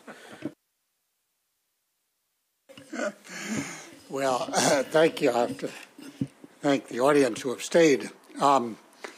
But I should tell you that André puts on the finest French wines for anybody who stays to the very end. Right, André? You're going to have what I'm going to do is just run through very quickly the questions, except the regulatory side, and I'll end up with that. The commissioner and her alter ego here asked about anxieties if TTIP comes forward, or as TTIP comes forward in the debate. There are a couple of bellwethers you'll want to look at from the U.S. standpoint. One is the AFL-CIO. Will they oppose it? They have opposed every trade agreement up to this date. But in the past, they had some kind of nice things to say about Europe. And when they oppose a trade agreement, they back it up with money. What they do is they give money in primary elections to the opponent in the Democratic Party of the trade agreement. So that, they've said they're going to do that in TPP. And they've done it in the past, but they've made a very public statement on it. So that's one bellwether. I think they will be sympathetic to TTIP. Secondly, would be Public Citizen, which is this very left-wing organization. Lori Wallach is the person. She basically hates any of the stuff. Now, is she going to hate this? I think probably the answer is yes, but then the fervor of her stuff, and it's all on the website, will be very indicative. My view is the anxiety, for the reason you said, the low wage argument, which of course economists don't believe, but it has a lot of subscription, will be very, very much less. What there will be are the particular issues. And so there will be groups, industry groups, come back to regulation later, around these issues. But it will not be this broad ideological opposition that we saw against Colombia, we saw against NAFTA, saw against the CAFTA, et cetera, et cetera. That's my prediction. Should TTIP have come first? Well, yes, it should have come first, but history has been written, so it didn't come first. It would have been easier politically in the U.S., but, as the thing went, so it didn't happen. So we have to just live with that history, and I stick to the belief that if TPP goes down for whatever reason, it will be very hard to revive TTIP. And if there's one weakness in TTIP, it's this, nothing to do with the agreement. It's the exchange rate, friends, 107 or 105. There will be a big going down. I think it's going to hit $1. It may even go below. It may go to 95. Well, there will be a big growth in the European trade balance with the United States over this period of time we're talking about. And there is a group of people in the United States who equate trade deficits with bad, losing jobs, et cetera, et cetera. I have any number of blog posts on this, but their belief is quite firm, and if there's one thing that will go against Europe during this period, it will be a leap in the trade balance, let's say by $50 billion or whatever, in favor of Europe. Now, okay, let me now come to the SME point where André rightly chastised me. But one great thing about working for a think tank, I don't have the power, my friend Denis here, you don't get rich, but you don't have to pay any attention to all this blarney which goes on, you're very, very independent. So you can say what's the actual case, and what I said on the SMEs is right, and it's the data we have in the United States between 1992 and the present is that the very skewed distribution of exports towards large firms is more skewed now than it was in 1992. That's Brad Jensen's work. I mean, for all the reasons you said, the fixed costs, somebody said here, it really hits the small firms. It's very hard. I can go through the logic of it, but I think everybody here knows it. So I would just like to make this trade agreement, TTIP, different and actually do something realistic for small firms. And I am 120% behind what Bernard said, the de minimis rules. We have two tiers of rules in the United States. One is the de minimis, no tariff for a smaller shipment. And then secondly is we have a simplified customs form for a higher level, $2,000. Well, these numbers are still much too low. The de minimis is $400, I believe, now, and the simplified customs is $2,000. Well, it's nothing. But as he said, that's not trade. That's no. I mean, you could raise these these numbers very substantially, and that will differentially help small firms. And I talked about giving small firms a complete pass, which André is very skeptical of. But in any event, is that seriously? No, Gary. I think it's a great idea. But honestly, since you are very candid here, is that? Oh, I think it is that realistic? It is actually realistic. If you actually, you think yes. Congress passes this? The Congress loves small firms. The Congress loves small firms. No, but foreign small firms. Oh yeah. As long as U.S. small firms get the same thing, they probably won't do it for textiles. If I were to exclude some product, they won't do it for sugar. Okay. Okay. But there's a lot of stuff. Yeah, right. Okay. Well, so textiles. Small. Yeah. I don't think it's so unrealistic. If it's how big is a small firm here? We are talking. Well, I would say probably 50 employees, maybe 100, 50 or maybe 100. Probably not as high as 500. Though we classify when we do statistics, we say 500 and below is small, but that's probably too large. Okay. Next set of issues was the question on the rules for emerging countries, and will this change the focus? Well, I think the business community believes that the way you get rules in China is you do them first in TPP, and the way you get rules in Brazil is you do, TTIP, but that it will flow out. Yes, very important to do the rules for these countries, but by example, though we're negotiating quite hard with China on a set of bilateral investment rules and other issues as well, it's always a hard slog, and certainly some of these frontier issues we've been talking about here, there's not even any discussion with China or India or Brazil and so forth. So that to lay the rules down, let them look at it, maybe think it's not such a bad idea. And on that point, let me just say briefly, I started on the TPP file with respect to China 2 years ago. Very hostile reaction, encircled China and so forth and so on. Now they're very much in favor of it. They hope to join in on the third phase, maybe. The attitudes have completely changed. Okay, so I agree with your sentiment in terms of where companies are interested in markets, but in terms of rules, probably doing it through TPP and TTIP. Bernard had the kindest things to say about the Regulatory Cooperation Council that I've ever heard. I talked to a lot of Canadians, and they're not so enthusiastic. But the Canadians always feel wailed upon by the U.S. So maybe it's more than my interlocutors have said. However, I very much agree on the model. I think it's the way to go forward, and I'll slide into the regulatory issue in a moment. And let's see. Okay, I think that brings me to the regulatory issue. I quite agree with the sentiments expressed that you have to bring the regulators into the negotiation. And they have to negotiate it, just as some examples were cited of having done it in competition policy. And I mentioned FAA, and now FDA is working. And they have to buy in. They have to buy in, one, because they're pretty powerful bureaucracies, and second, at least for the United States, each of these is backed by a powerful congressional two committees, Senate and House. And those committees do not, and will fight giving jurisdiction to Ways and Means and Senate Finance, which have the trade jurisdiction.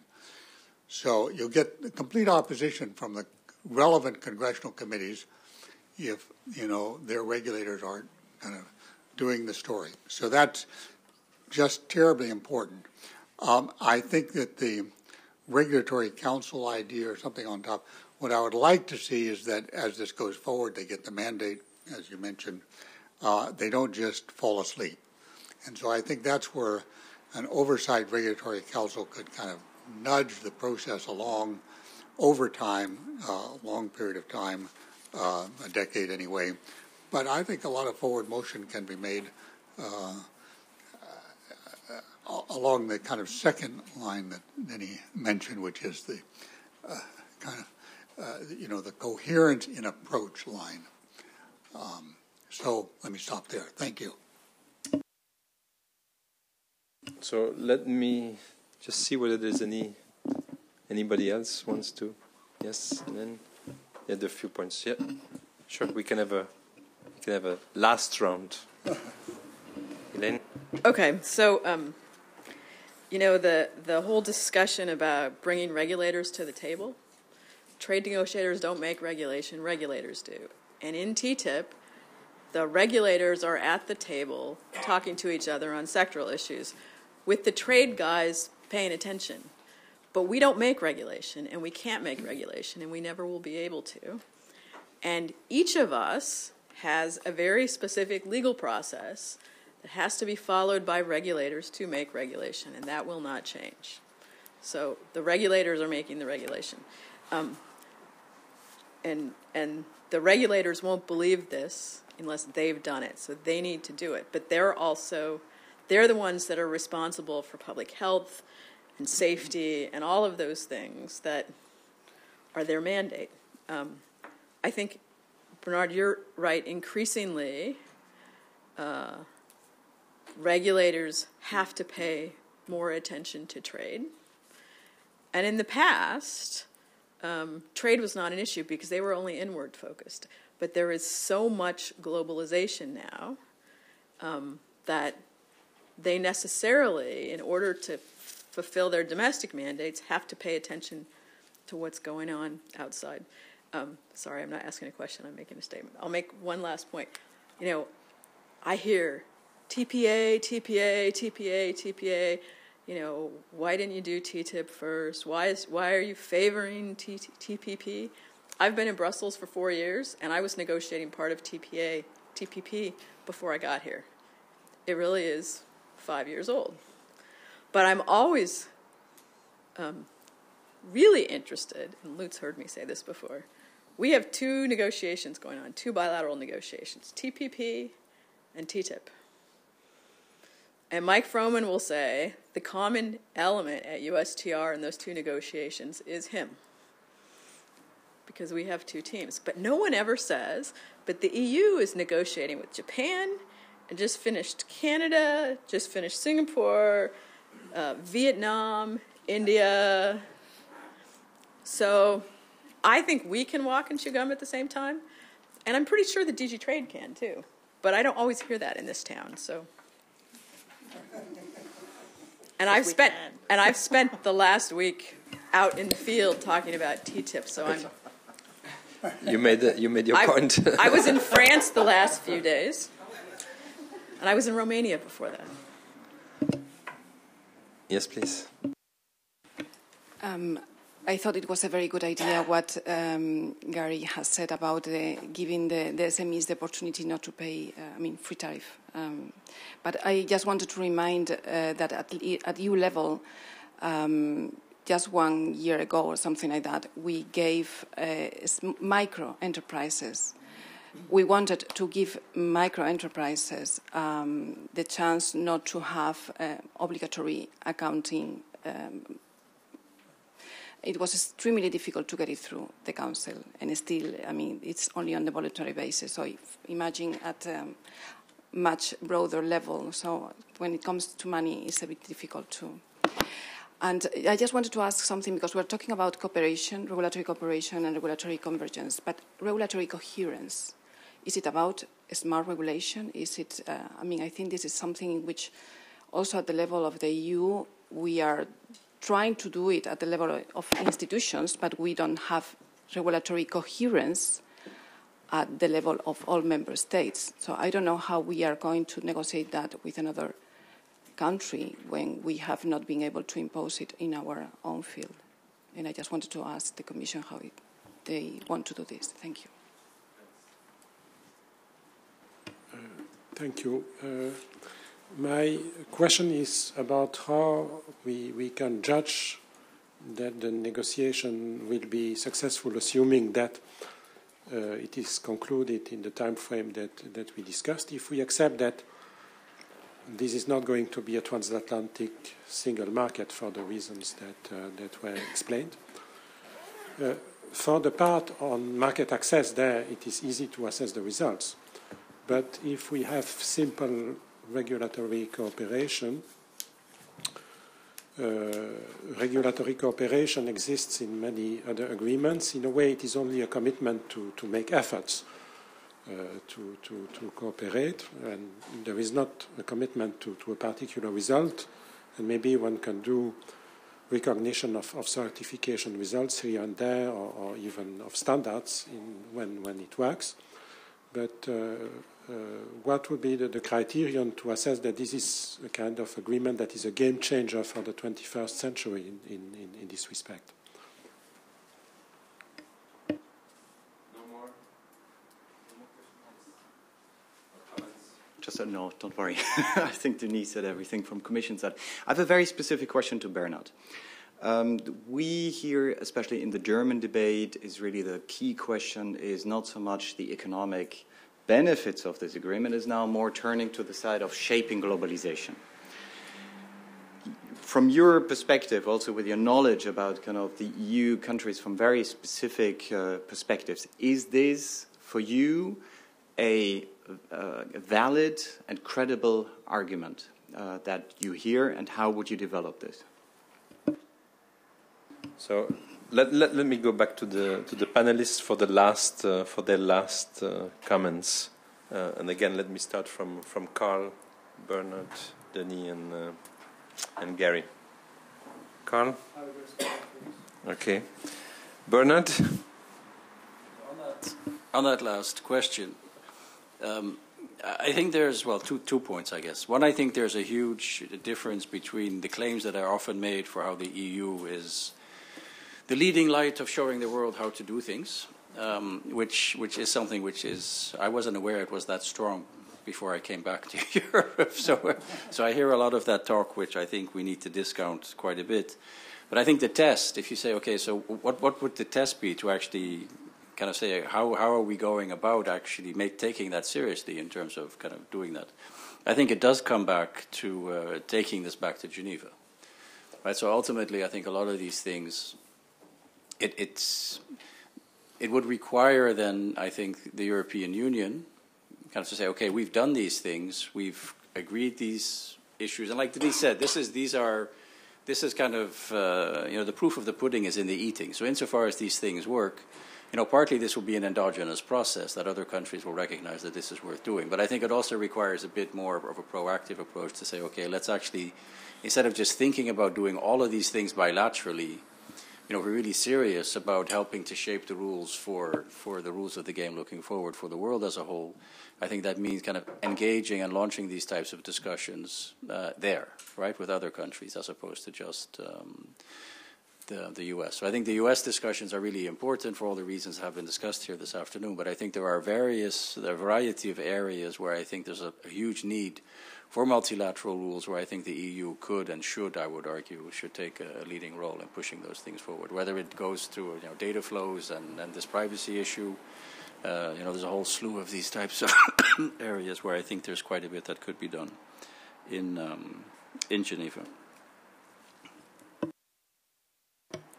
Maybe just very quick on the two questions on regulatory coherence. I think combination of aligning our regulatory practices can be in a range of areas. The way we make impact assessments and how we weigh the trade dimension and trade impact of this, transparency, stakeholder consultation processes, and cooperation between the regulators, mechanisms for, institutions for. Now, can we assess and how can we assess the results of all this? I think by entry into force, again, I think we're very clear that we need to have measurable outcomes, certainly on some aspects of that work, which is where we're going to actually be producing tangible outcomes in the area of equivalence. There, that has to translate, that can be translatable into cost reductions. There we will have measurable, tangible outcomes at entry into force, and I think we need to produce those in order to be credible that the agreement itself produces a result, and the agreement then also produces a framework for producing more results over a much longer period of time.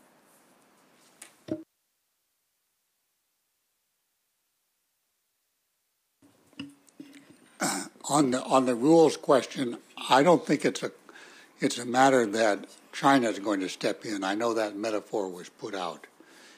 I don't think that's the right alternative if we don't do it. I just think there'll be huge gaps in the rules in a lot of areas going forward, which will just remain unfilled, and it will just be a matter of, you know, countries doing what they wish, or maybe negotiating directly with a large multinational like Google on how the rules will be written, which I think is decidedly less satisfactory than a TTIP type of approach across digital, across SOEs, IPR, you go all those areas.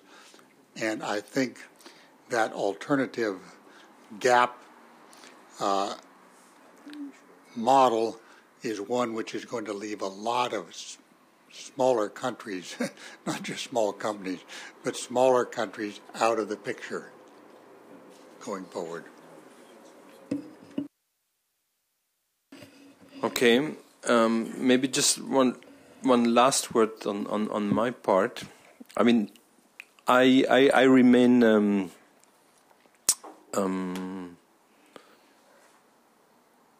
wondering. I remain not critical in a sense.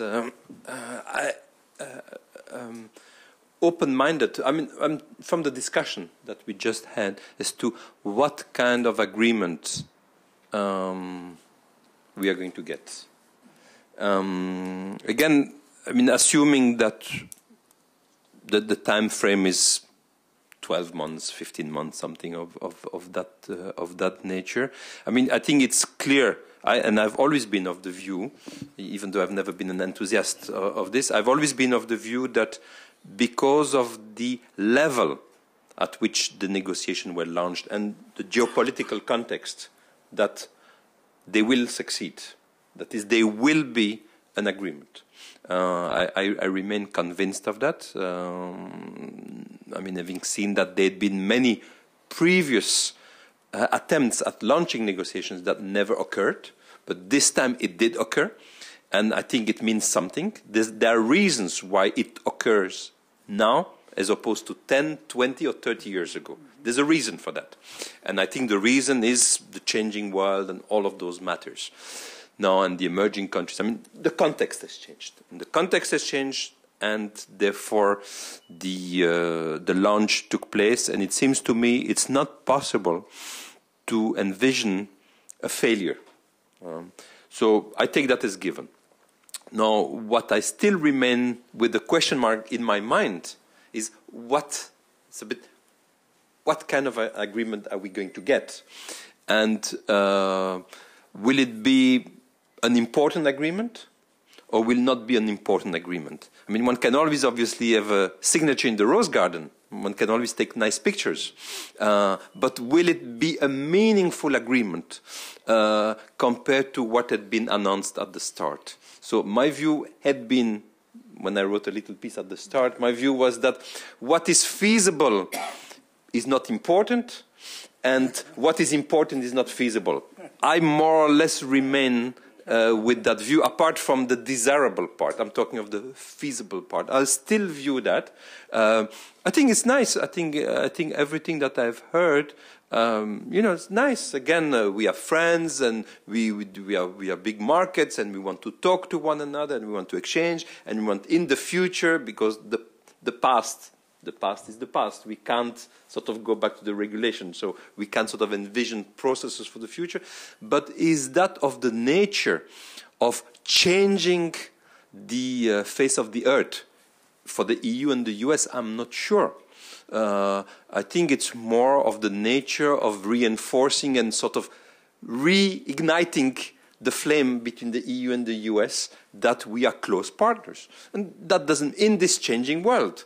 And after all, my view has always been that there is a reason why TPP took place before TTIP.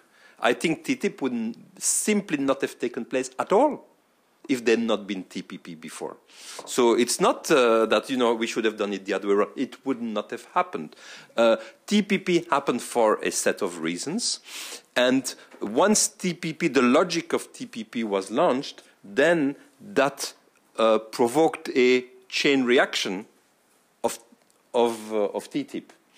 And now you can say that even if TPP is killed, because it's much more difficult, well, there's the question whether TTIP will survive or not. I have a feeling that it will probably survive actually now, because of all the investment, all the political investment that has been done, but at a relatively low level, except the fact that it will be high-level people who are making an agreement: the President of the United States and the presidents of the European Union. You know, that's it's nice.